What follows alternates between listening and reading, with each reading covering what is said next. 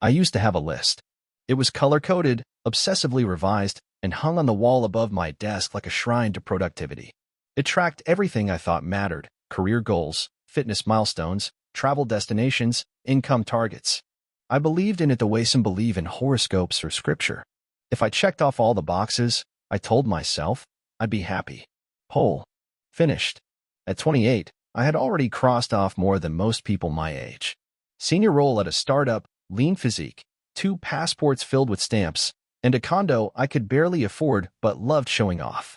I even started planning for early retirement, just to keep the thrill alive. But something began to shift. It wasn't dramatic. No meltdown. No sudden tragedy. Just small moments that landed too heavily.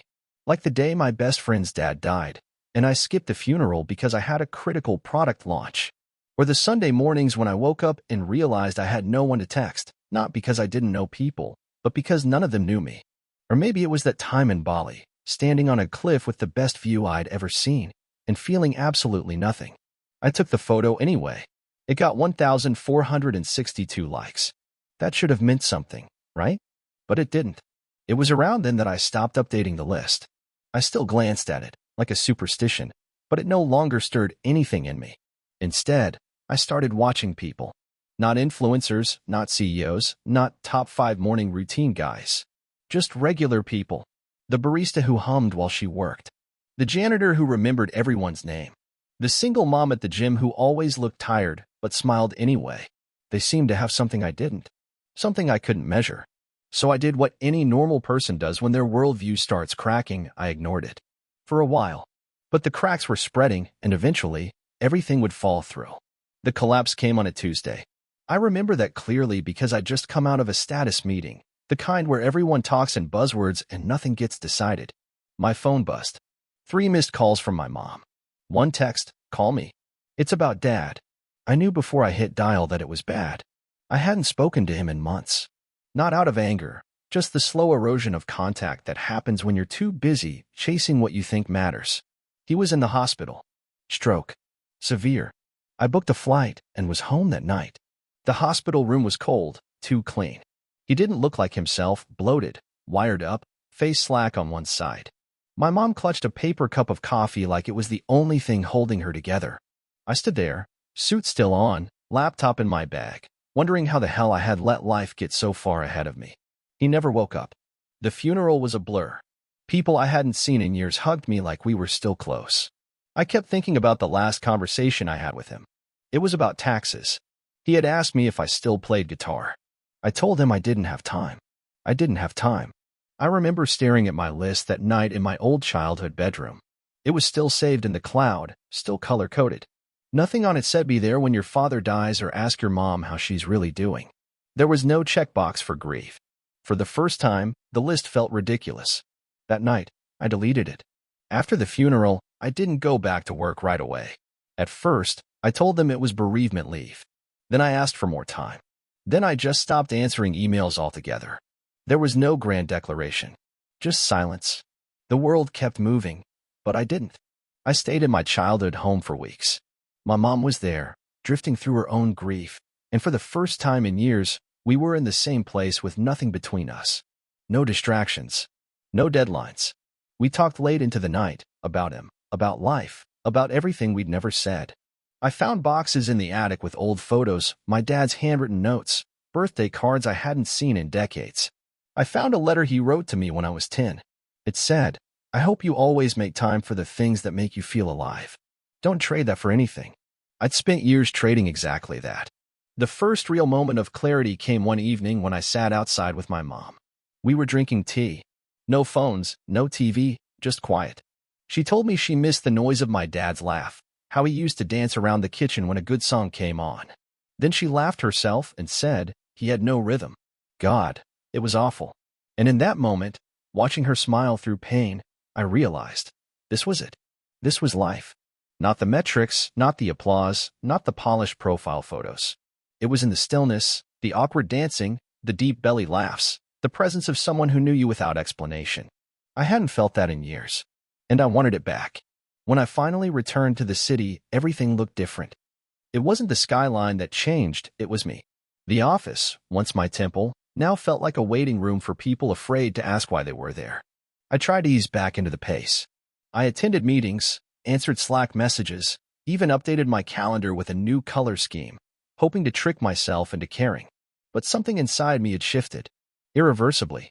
I found myself zoning out during calls, my mind drifting to that quiet porch with my mom, or my dad's messy dance moves, or the old guitar collecting dust in my closet.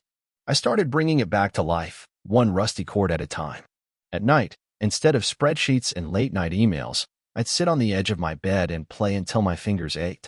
And I began to notice the emptiness in my apartment, the silence not from peace but from disconnection. So I called people I hadn't spoken to in years.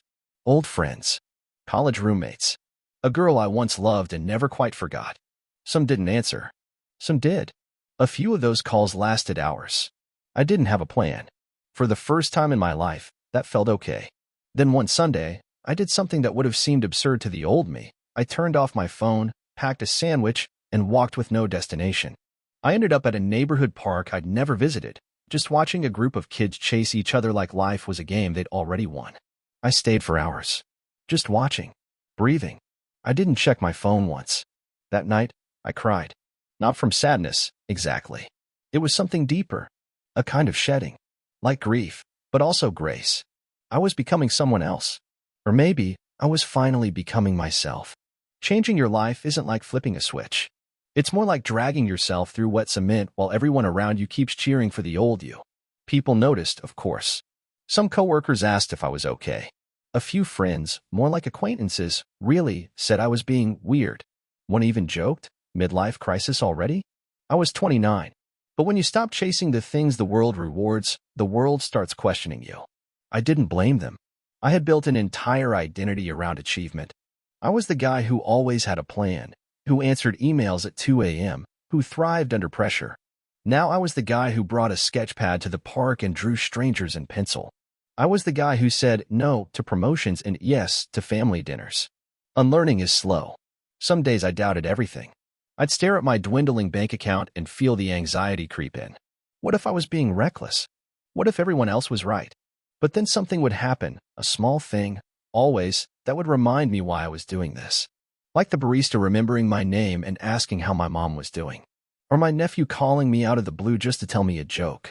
Or the night I went to an open mic and read a poem I hadn't shown anyone before, and a stranger came up after and said it made her cry, in a good way. None of those things made me richer, but they made me real.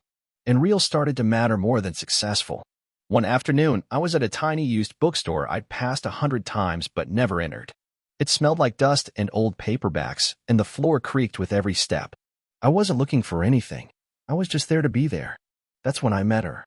She was sitting cross-legged in the philosophy aisle, flipping through a tattered copy of something I couldn't pronounce. Her hair was in a messy bun, and she had that kind of stillness I used to mistake for aloofness, but now recognized as presence. We talked. For hours. Right there on the floor between Kierkegaard and Camus. Her name was Eleni. She was a painter, part-time bartender, full-time listener. She said things like, "I think the soul gets louder when you stop drowning it in noise." And I believed her. We started meeting up, sometimes intentionally, sometimes by beautiful accident. Walks with no destination. Conversations that spilled over into sunrise. She never asked me what I did for work. Never cared about titles or tax brackets. Instead, she'd ask, "What made you feel most alive today?" I'd never been asked that before. I told her about my dad, about the list, about the grief and the silence and the guitar I'd started playing again. She didn't offer advice or platitudes. She just listened, like she was honoring something sacred. And when she finally spoke, she said, "Sounds like you're not broken. Sounds like you're just waking up." Waking up. That's exactly what it felt like. 6 months later, I left the job. Not in a blaze of glory, not with a dramatic speech, just a quiet conversation with my manager and a handshake. No one threw me a farewell party. That was fine. I didn't want cake. I wanted my life back. I picked up freelance work to pay the bills. Enough to eat, to keep the lights on, to buy paint for Eleni and guitar strings for me. It wasn't glamorous. It wasn't stable. But it was mine. I traded status for sanity. Predictability for presence. I spent mornings writing, afternoons walking, evenings with people I actually cared about. I called my mom every Sunday. I learned how to cook. Not just heat and eat, but real food. Things that required patience and mistakes and starting over. I planted herbs on my windowsill. I started smiling at strangers.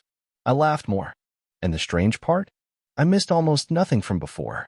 I didn't miss the meetings. I didn't miss the grind. I didn't miss the list. What I missed were moments I never allowed myself to have. The kind that never make it onto performance reviews or resumes. Moments like these, watching Eleni paint in silence, the sound of my nephew's laughter over a video call, the way sunlight filters through the curtains on a slow morning. People still ask what I do, and I fumble with the answer. Not because I'm ashamed, but because the old language doesn't fit this new life. I don't do success anymore. I live. It's been a year since I deleted that old list.